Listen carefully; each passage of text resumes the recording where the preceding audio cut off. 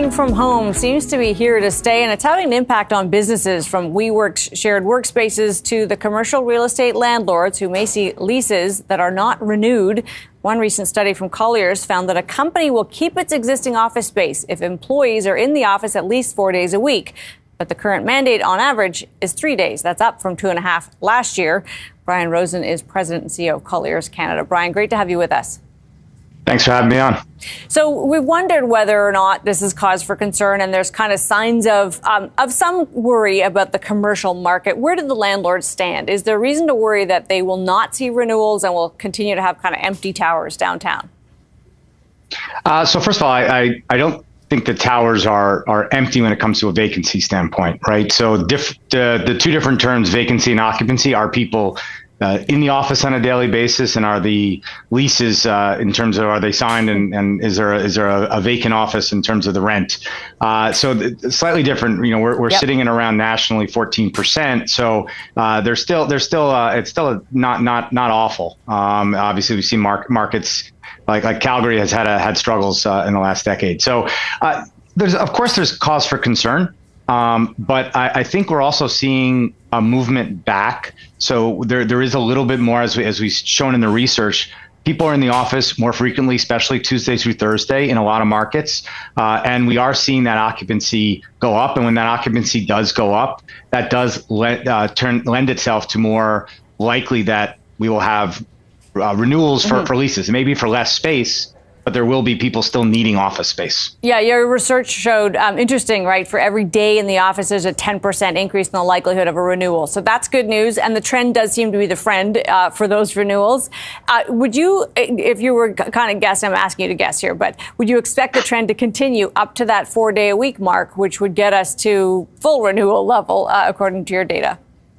Right. Well, I mean, be careful about extrapolating too exact on we have a good sample set and it is statistically significant, but, there are obviously vagaries in the market. But I think the combination of an increased business activity. So as our economy picks back up, the immigration targets, which are our big immigration targets over the next few years, that will continue to put people back into the country. That's lending itself towards a situation where there is a likelihood that there will be more people needing office space. So whether it's new companies starting up, whether it is companies that are growing. So maybe the square footage per employee there needs to be less of it because you're sharing it with more people. But there are more people at a company. Yep. We're an example of that, where we've grown. We've either taken a little bit more space or the same space, but we weren't reducing in some of our markets because we're able to outgrow some of the macro trends. So that does point to improvement over the next couple of years for sure, although it still has a ways to go.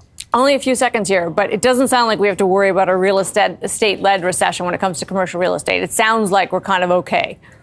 There's still a lot of things going on in the marketplace. I'm more optimistic about the long-term trends. I think the structural situation in Canada with our real estate, with the markets, with our number of limited primary markets, our economic engine, with our immigration targets, it's good for the long term for real estate. There may be some bumps in the short term, but I do believe I am optimistic on the longer term. Terrific. Brian, so good to have you. Appreciate your time. Thanks for being here. Brian Rosen is president and CEO of Colliers Canada. Time for the takeaway and what could be a dangerous iceberg on the horizon.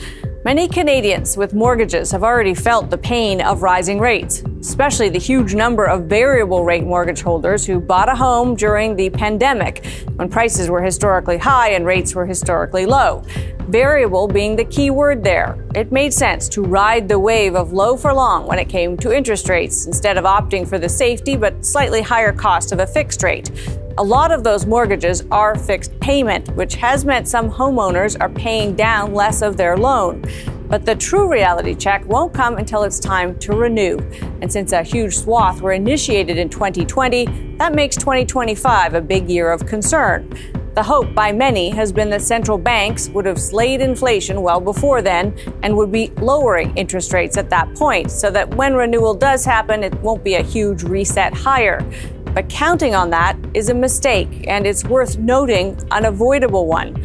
There's still a lot of time between now and then, so homeowners sitting on variable rate mortgages that they're stressed by today shouldn't count on a break down the road. even if inflation is brought to heel, and there's reason to believe it will be, our central bank may want to loosen up its policy and lower rates. It's also entirely possible that we will stay at a higher level for a good while.